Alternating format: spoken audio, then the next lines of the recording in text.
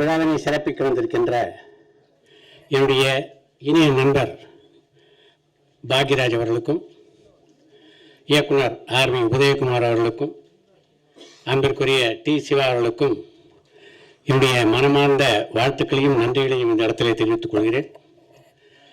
இந்த விழா நிகழ்ச்சிகளை மக்களுக்கு கொண்டு போய் சேர்ப்பதற்காக இங்கே வந்திருக்கின்ற ஊடக நண்பர்கள் அனைவருக்கும் இனிய மாலை வணக்கங்கள்.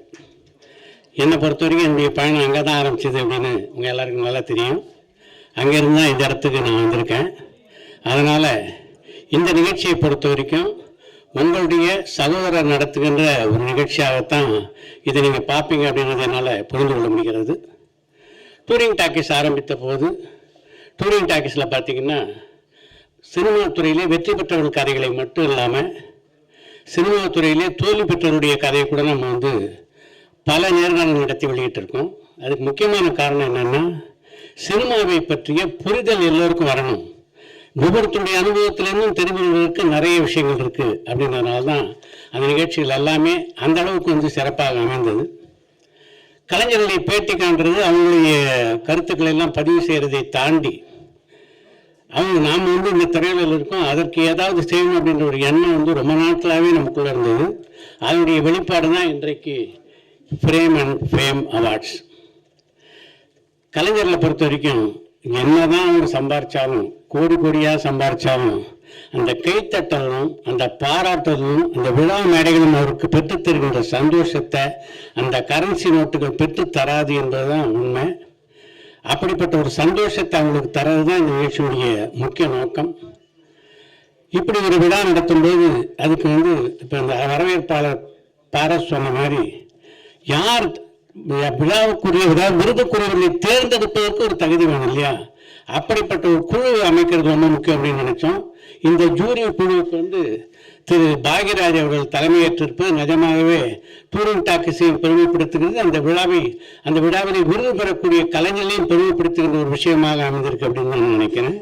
அந்த வரிசையில் பார்த்தீங்கன்னா திருமதி குஷ்பு, திரு இளவரசு, திரு டி சிவா, திரு ஆர்வி உதயகுமார், திரு ஆர்கே செல்வமணி என்று பல பேர் இணைந்திருக்கிறார்கள். இதில் எல்லோருமே பார்த்தீங்கன்னா சினிமா உலகத்தில் எப்படிப்பட்ட அனுபவம் உடையவர்கள், எப்படிப்பட்ட சாதனையாளர் அப்படின்னு நல்லா தெரியும்.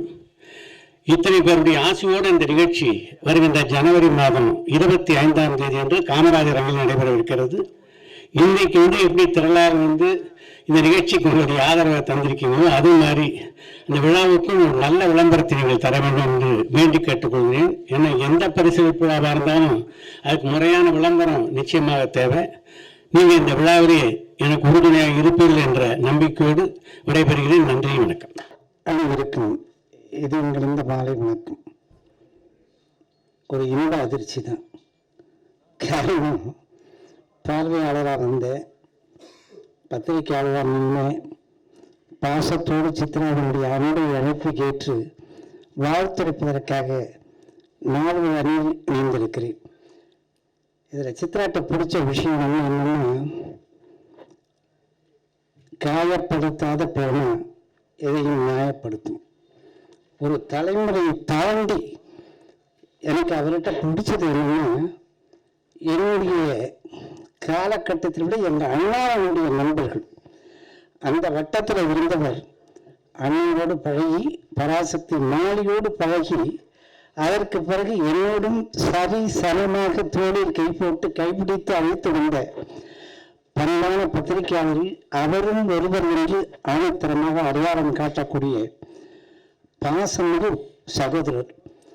எப்படி சினிமாவில் 2 பேர், முக்தா பிலிம்ஸ் ராமசாமி, முக்தா பிலிம்ஸ் சீனிவாசன். தம்பி கிழித்த கோட்டை அண்ணன் தாண்ட மாட்டார், அண்ணன் கிழித்த கோட்டை தம்பி தாண்ட மாட்டார் என்று சொல்லுவது போல பத்திரிகையாளர்களில் சித்ரா, ராமன், லக்ஷ்மணன் அப்படிப்பட்ட அற்புதமான போல நாங்கள் இருவரும்.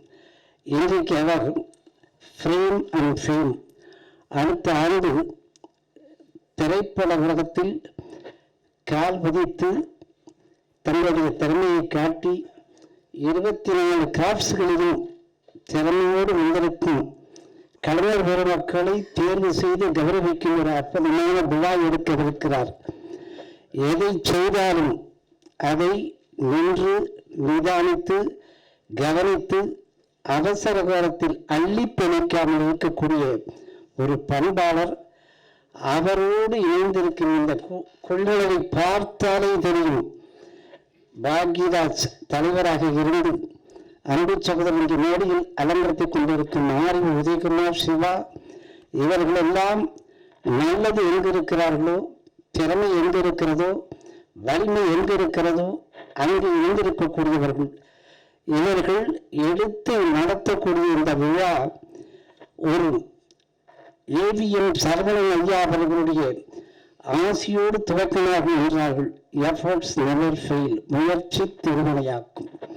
அந்த முயற்சியோடு இன்றைக்கு களத்தில் கால் பதிக்கக்கூடிய சித்ரா லக்ஷ்மணன் எப்படி யூடியூப் சேனலில் தனக்கென்று ஒரு நேயர்கள் வட்டாரத்தை வளைத்து வைத்துக் கொண்டு வெற்றி விழா வருகிறார்களோ 8 திக்குகளிலும், அது மாதிரி இந்த கோடம்பாக்கம் வட்டாரத்து கலைஞர் பெருமக்கள் மத்தியில் நாங்கள் சித்ராவின் யூடியூப் சேனல் டூரிங் டாக்கீஸில் விருது பெற்ற கலைஞர்கள் என்று சொல்லிக் கொள்வதில் ஒரு கௌரவத்தை தக்க வைப்பார்கள். நிச்சயம் அந்த பெருமையோடு நடப்பார்கள் என்று சொன்னால் நல்லவர்கள் இணைந்து நடத்தக்கூடிய விழா ஆண்டுக்காடு தொடர்ந்து வர வேண்டும் என்று அன்னை பராசக்தியை வேண்டி வருகிறேன். வாழ்த்துக்கள். வாழ்க வளமுடன்.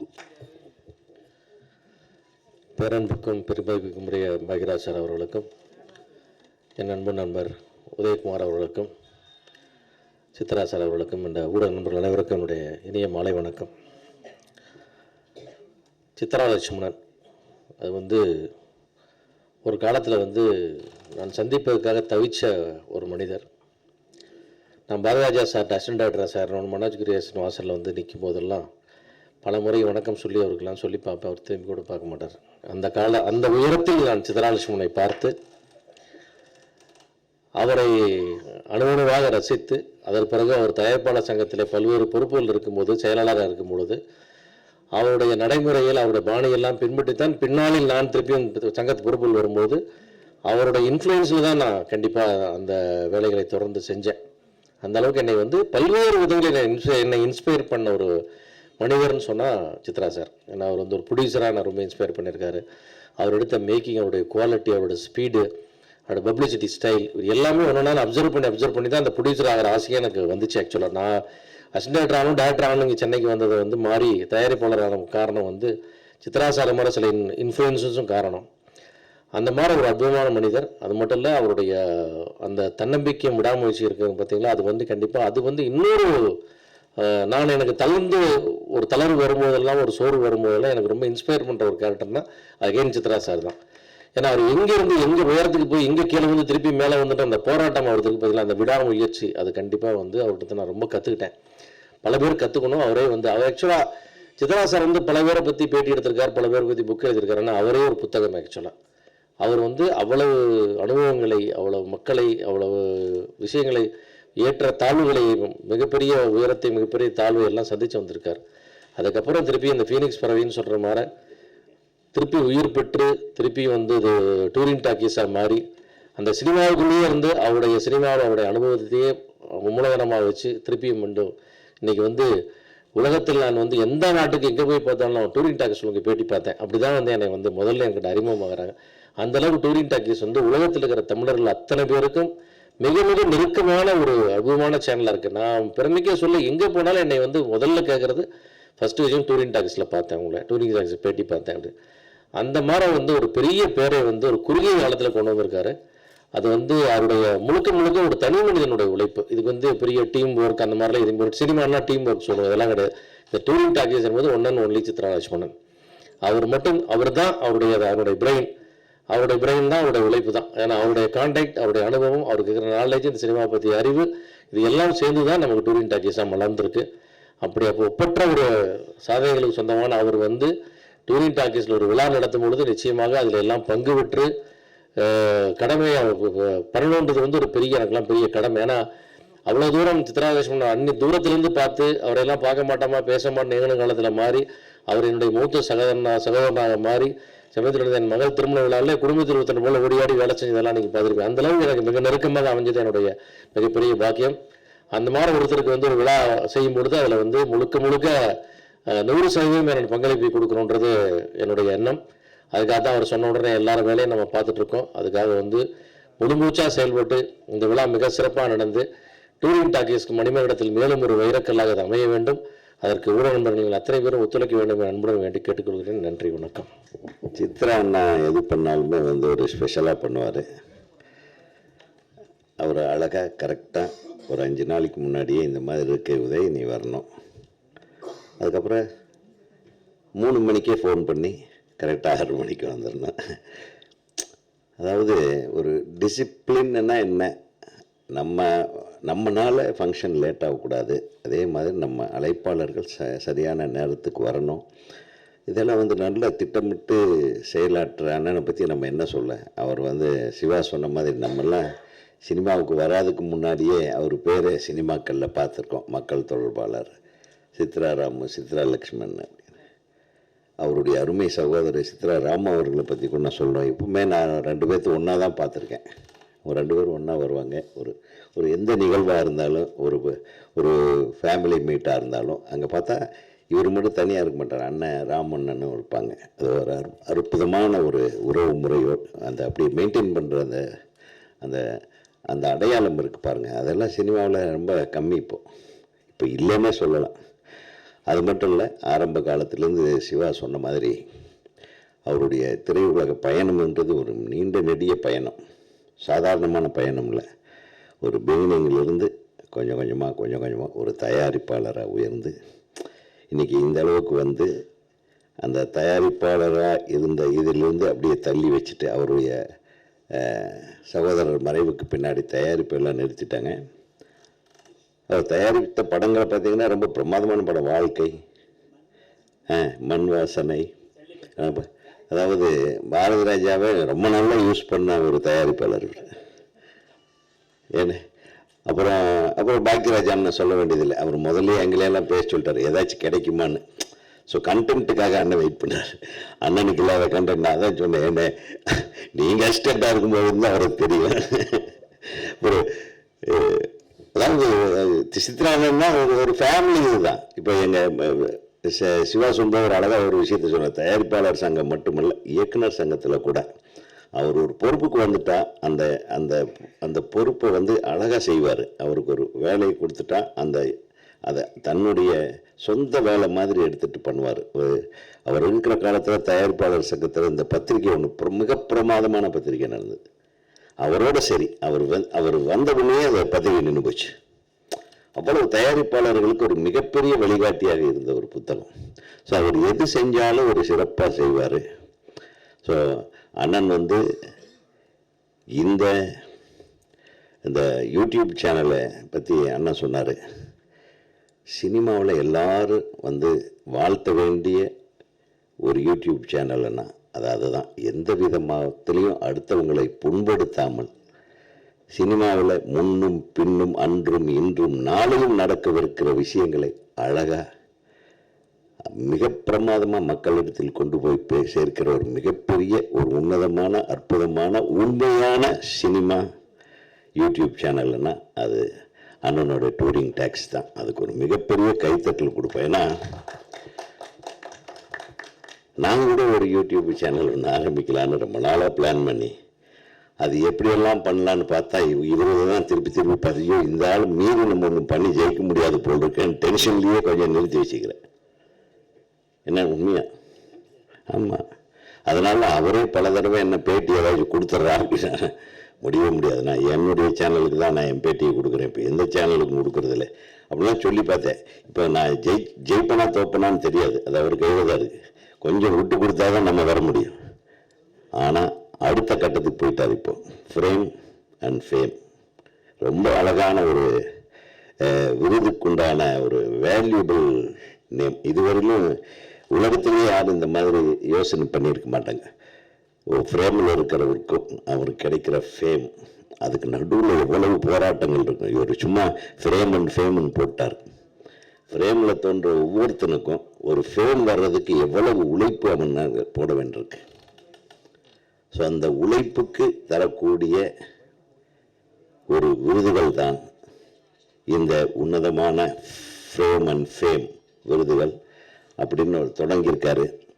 ரொம்ப வருஷமாக நம்மளும் வந்து ஏங்கிட்டு இருக்கோம். ஒரு நல்ல அவார்டு ஃபங்க்ஷன், ஒரு சினிமா எக்ஸ்பிரஸ் இருந்தது, அதெல்லாம் வந்து இப்போ அதை ரொம்ப பிரமாதமாக பண்ணிட்டு இருந்தாங்க அந்த டைமில். அது ராம்மூர்த்தி சார் இருக்கிறவர்னு ரொம்ப அற்புதமாக பண்ணிட்டு இருந்தார். அது போன உடனே அந்த வேல்யூ போயிடுச்சு. அது மட்டும் இப்போ விருதுகள் வந்து வியாபாரங்களாக மாறிடுச்சு. அங்கங்கே பிட்டை போட்டு திடீர்னு ஒரு 10-15 பேர் யார் வர்றாங்களோ அவருக்கு விருது கொடுக்குறதுன்னு இது ஒரு விஷயம் நடந்துட்டுருக்கு. ஸோ இது எல்லாம் மாற்றி அமைக்கிற விதமாக யார் வந்தாலும் வரலன்னாலும் உண்மையாக யாருக்கு இந்த விருது போகணுமோ அவங்கள தேர்வு செய்வோம். அவங்க வந்தால் அவங்களுக்கு மரியாதை, வரலன்னா நம்மளுக்கு மரியாதை.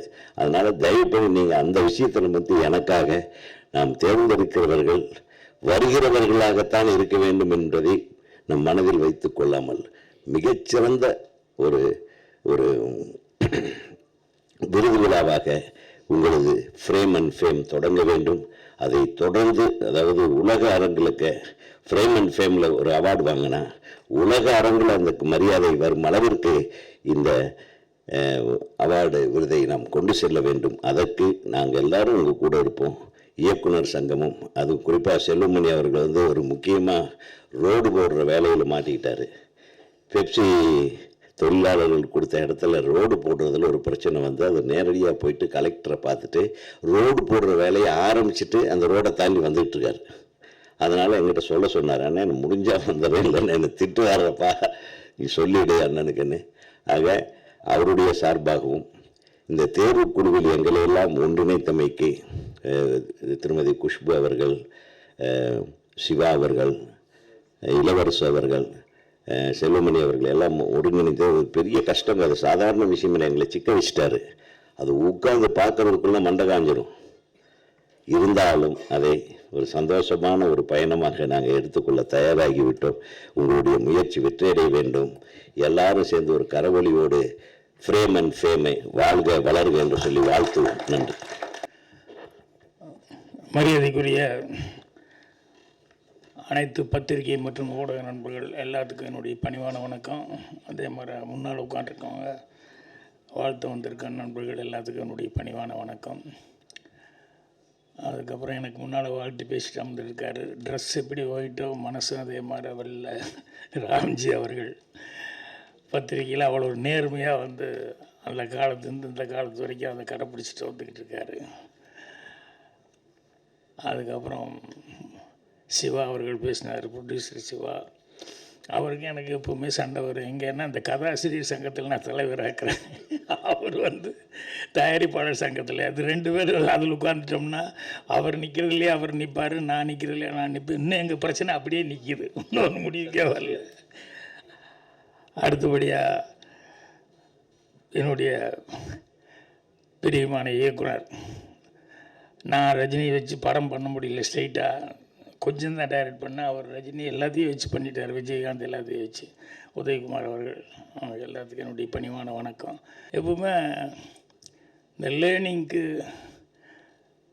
கற்றுக்கிறதுக்கு வந்து ஒரு வயசு கிடையாது, காலம் நேரம் கிடையாது அப்படின்னு சொல்லுவாங்க. அது மாதிரி எப்பவும் எதுவும் கற்றுக்கிட்டே இருக்கணும்னு நினைப்பேன். இன்றைக்கி இங்கே வந்து உட்காந்தப்போ ஒரு புது விஷயத்தை கற்றுக்கிட்டேன். என்னென்னா, நான் எப்போவுமே டூரிங் டாக்ஸில் படம் பார்த்தீங்களா, டூரிங் டாக்ஸில் என்ன சின்ன வயசுலேருந்து டூரிங் டாக்ஸின்னா அந்த ஓலை கொட்டாய்ங்கிறதுனால டூரிங்னே கேள்விப்பட்டு இங்கே திடீர்னு ஸ்பெல்லிங் பார்த்தேன். இல்லைடா டூரிங்னு இருக்கேன், நான் தான் டூரிங் டாக்ஸின்னு இப்போ பாரு நம்ம சொல்லிக்கிட்டு இருக்கோமே அப்படின்னு சொல்லிவிட்டு, ஆஹா இத்தனை நாளாக நம்ம அந்த வில்லேஜ்லேருந்து சொல்லி பழகிட்டே இருந்தது வந்து இன்றைக்கி தான் ஸ்பெல்லிங்கே ஃபஸ்ட் டைம் பார்க்குறோம் அப்படின்னு சொல்லி, பரவாயில்ல இன்றைக்கி வந்ததில் இத்தனை நாளாக என்ன தப்பு பண்ணிட்டு இருந்தோமோ அந்த தப்பை திருத்திக்கிறதுக்கு ஒரு வாய்ப்பு கிடைச்சிது அப்படி சொல்லி அது மைண்டில் ஏற்றிக்கிட்டேன். சித்ரா அவர்கள், நான் ஃபஸ்ட்டு 16 வயதிலே பண்ணும்போது அம்மன் கிரியேஷனில் அங்கே படம் பண்ணும்போது பக்கத்துலேயே கேஆர்ஜி ஆஃபீஸு. அப்போ தான் சித்ரா அவர்களையும் சித்ரா ராம் அவர்களையும் அங்கே சந்தித்தது. அப்போ இருந்து அவங்க வந்து எங்கள் டைரக்டருக்கு ரொம்ப க்ளோஸாக இருந்துட்டு இருந்தாங்க. நல்ல பத்திரிகையாளர்கள் முறையில் நல்லா எனக்கு ஆரம்ப காலத்துலேருந்து நல்ல பழக்கம். அந்த பழக்கம் எப்போவுமே தொடர்ந்தது. இப்போ கூட இங்கே வரும்போது கூட இன்றைக்கி சித்ரா அவர்கள்னு சொன்னோன்னே ஃபங்க்ஷன் அப்படின்னு சொன்னார். சரிங்க வர்றேன் அப்படின்ட்டு வந்துட்டேன். அதுக்கப்புறம் தான் 5:30 மணிக்கு என்ன ஃபங்க்ஷன்னு வீட்டில் கேட்கும்போது ஏதோ அவார்டு ஃபங்க்ஷன் மாதிரி இருக்குமா அப்படின்னு. உங்களுக்கு அண்ணன் இல்லை, நான் ஒன்றும் இப்போ பண்ணலையே, ஏதாவது கொடுக்க வேண்டியிருக்குமா என்னமோ நினச்சிட்டு அதுக்கு தகுந்த மாதிரி பாபுக்கிட்ட வேறு கேட்டேன். என்ன பாபு எனக்கு தெரியலையா, அதான் அவார்டு கொடுக்குற ஃபங்க்ஷன் தான் சார் அப்படின்ட்டார் அவரும். அப்புறம் இங்கே வந்ததுக்கப்புறம் தான் சித்ரா அவர்கிட்ட கேட்டு என்னங்கன்னா அதுக்கப்புறம் தான் அந்த பேப்பரை கொடுத்தாரு. இல்லைங்க, இந்த ஃப்ரேம் அண்ட் ஃபேம் அப்படின்னு சொல்லிட்டு அவார்டு கொடுக்கறது வந்து அந்த இது அறிவிக்க போகிறோம், அது எல்லாத்துக்கும் சொல்கிறோம் அப்படின்னு சொல்லிட்டு நம்ம டூரிங் அதுக்கு அடுத்தது டாக்கீஸுக்கு அடுத்தது அப்படியே இதை வந்து ஒன்று செய்யலாம் அப்படின்னு சொல்லி ஸ்டார்ட் பண்ண போகிறோம் அப்படிங்கிற மாதிரி சொல்லியிருந்தார். இந்த பூக்கடைக்கு விளம்பரம் வேணுமா அப்படிங்கிற மாதிரி சொல்லுவாங்க இல்லையா. அதனால் இவர் பார்த்து பத்திரிக்கையாருங்க யாரை கூப்பிட்டு சொன்னாலும் எல்லோரும் நண்பர்கள் தான், இவரும் இதுலேயே இருந்தவர். அதனால் எல்லா பத்திரிகையில் வந்துடும். இருந்தாலும் எதுக்கு இது வந்து இவ்வளோ தூரம் ஒரு ஃபங்க்ஷன் வச்சு பண்ணுறாரு அப்படின்னு நினைக்கும்போது, இந்த காலத்தில் விளம்பரங்கிறது எல்லாத்துக்குமே ரொம்ப தேவை. விளம்பரங்கிறது அப்பப்போ அப் டு டேட் பண்ணிக்கிட்டே இருக்கணும். அது மாதிரி அதனால் சித்ரா அவர்கள் வந்து இதை கரெக்டான முறையான விதத்துலேயே வந்து நம்ம ஃபங்க்ஷன் வச்சு பண்ணிக்குவோம் அப்படின்னு சொல்லி அந்த ஃப்ரேம் அப்படின்னு சொல்லி அந்த அவார்டு ஃபங்க்ஷன் வந்து சொல்லியிருக்காரு. அது பேர் உதயகுமார் சொன்னார், வித்தியாசமாக இருந்தது. நான் அது இப்படியும் சொல்லி பார்க்கலாம், ஃப்ரேம் அப்படின்னு சொல்லி கூட சொல்லி பார்க்கலாம். அப்படி சொன்னாலும் அது அழகாக மேட்ச் ஆகிற மாதிரி தான் இருக்குது. அந்த மாதிரி ஒரு நல்ல டைட்டிலாக வச்சுருக்காரு. இதில் எனக்கு 2 இது. ஒன்று என்ன அப்படின்னா, ஒரு விதத்தில் ப்ளஸ் பாயிண்ட் எனக்கு என்னன்னா, நான் ஜூரியில் தலைவர்கள்லாம் தேர்ந்தெடுக்கிறவங்க நான் வந்து ஜூரி தலைவர்னு போட்டாங்க. இப்போ என்னென்னா, இந்த ஜூரியாக இருக்கும்போது சண்டை வரும். அவர் ஒன்று சொல்லுவார், இவர் ஒன்று சொல்லுவார், இல்லை இது விட இதுதான் கரெக்டு அதுதான் கரெக்டு அப்படின்னு சொல்லிட்டு இதில் யார் பக்கம் பேசுகிறது அப்படிங்கிற மாதிரி ஒரு சண்டை வந்து, அப்புறம் அந்த சண்டைக்கு அப்புறம் தான் வந்து கடைசியில் வந்து இதில் நிறைய ரெக்கமெண்டேஷன் எல்லாம் வந்து அப்புறம் இதெல்லாம் இவங்கெல்லாம் ஃபில்ட்ரு பண்ணி அப்புறமா தான் கடைசியில் நம்மக்கிட்ட வருவாங்க. நம்ம கையெழுத்து மட்டும் போட்டால் போதும், எல்லாருமே சண்டை போட்டு முடிச்சிட்டாங்க, இனிமேல் நம்ம புதுசாக பேசுறதுக்கு என்ன இருக்குது அப்படின்னு. ஏன்னா அந்த ரெக்கமெண்டேஷன் வந்துருச்சுன்னு சொன்னோம்னா அதில் ரொம்ப ஆபத்துகள் இருக்குது. ஒரு தடவை நான் ஷூட்டிங் எடுக்க போன இடத்துல கோபியில் ரொம்ப தங்கமான மனிதர் ஒருத்தர், அவர் வந்து திடீர்னு ஒரு நாள் வீட்டுக்கு அங்கே வந்து என்னென்னா போனால் எல்லாத்துக்கும் சாப்பாடு திடீர்னு அவங்க ஷூட்டிங் எடுக்கிற இடத்துல அங்கே சாப்பாடு ஃப்ரீன்னு போட்டுருவார், இளநீ ஃப்ரீயாக கொடுத்துருவார். அப்புறம் ஷூட்டிங் எடுக்கிற இடத்துக்கு அந்த தோட்டத்தில் எடுத்தாலும் சரி எங்கே எடுத்தாலும் சரி காசு கிடையாது. அப்புறம் ஏதாவது ஒரு பர்மிஷன் வேணுன்னா அவர் அப்படின்னு அவர் கை காமிச்சாருன்னா உடனே விட்டுருவாங்க. இப்படி ஒரு தங்கமான மனிதர். அவர் ஒரு தடவை திடீர்னு ஒரு நாள் வீட்டுக்கு வந்துட்டார். வந்து வணக்கம் சொல்லி, ஒன்றும் இல்லை, எனக்கு வேண்டப்பட்டவங்க ஒரு பொண்ணு படிச்சிருக்காங்க, மார்க் வாங்கியிருக்காங்க, இந்த எம்பிபிஎஸ் சீட்டு எம்ஜிஆர்கிட்ட நீங்கள் சொன்னால் நடக்கும் சொன்னாங்க. நொன்னி எனக்கு ஒரே டென்ஷன் ஆகிட்டேன். அதனால் நீங்கள் பார்த்து நான் எப்போ எதுவும் கேட்க மாட்டேன் யாருக்கிட்டேயும், உங்கள்கிட்ட அவங்க ரொம்ப தொல்லைப்படுத்துனால உங்கள்கிட்ட கேட்குறேன் அப்படின்னாங்க. எனக்கு அதை விட பெரிய டென்ஷன். ஏன்னா நான் வந்து கேட்டவர் அவ்வளோ நல்ல மனிதர், அவர் கேட்டார். ஆனால் எனக்கு என்னென்னா எம்ஜிஆர்கிட்ட எதுவுமே நான் கேட்டதில்லை. ஏன்னா கேட்டால் மரியாதை போயிடும் அப்படின்னு சொல்லிட்டு நான் போய் எனக்கு இது வேணுங்க அது வேணுங்கன்னு ஒரு நாள் நான் கேட்டதே இல்லை. இப்போ எம்ஜிஆர்கிட்ட எப்படி போய் நான் நிற்கிறது? அதுவும் இல்லாமல் இது படிப்பு சம்மந்தப்பட்டது. அது எம்பிபிஎஸ் சீட்டுங்கிறது எவ்வளோ இது, அதுக்கு எவ்வளோ மரியாதைகள் இருக்கணும், மார்க் எவ்வளோ இருக்கணும், இது எப்படிடா சொல்கிறதுன்னு எனக்கு தெரியல. அப்புறம் அப்படியே யோசனை பண்ணிவிட்டு ஒரு 4 நாள் ஒரு வாரம் அப்படியே குழப்பம். அவர் வேறு ஒருத்தர்கிட்ட ஃபோன் பண்ணி என்ன சார் பார்த்துட்டாரா போயிட்டாரா அப்படி இப்படின்னு சொன்னாங்க. கடைசியில் இவருக்காக, இந்த நல்ல மனிதருக்காக நம்ம போய் சொன்னால் தப்பு இல்லை. ஆனால் என்னென்னா அது ரீசனபுளாக இருந்தால் செய்யுங்க அப்படின்னு சொல்லி அட்லீஸ்ட் அவர் பார்வைக்காவது எடுத்துகிட்டு போய் வச்சிடலாம்.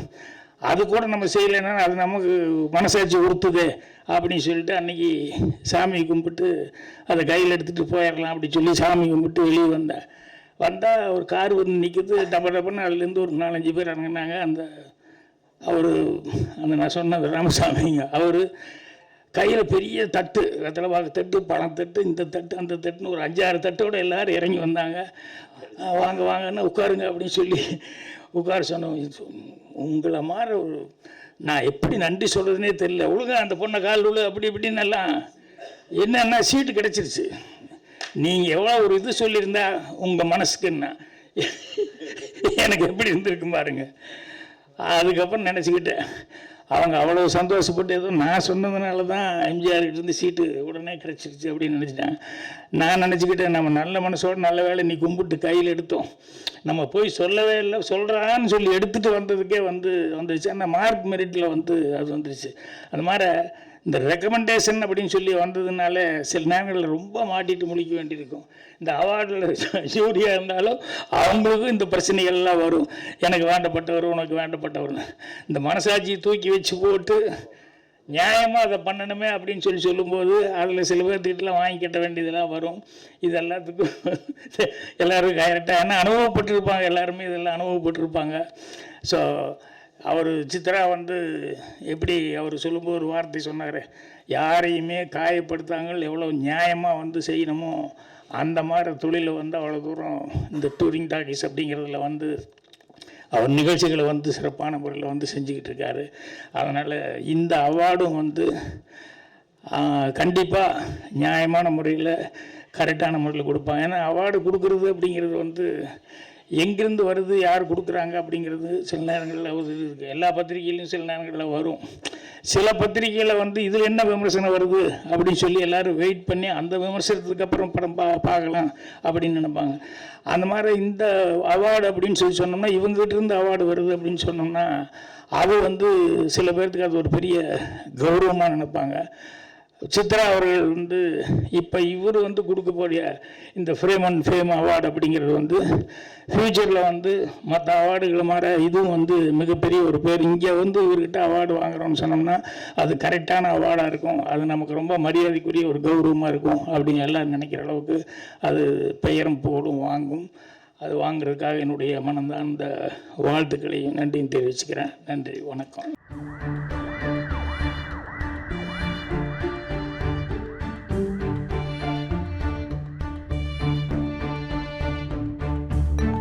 பரபரப்பான சினிமா செய்திகள், நட்சத்திரங்களின் பேட்டிகள், சினிமா வரலாறு ஆகியவற்றை பார்க்கவும் படிக்கவும் உங்களுக்கான இணையதளம் touringtalkies.co.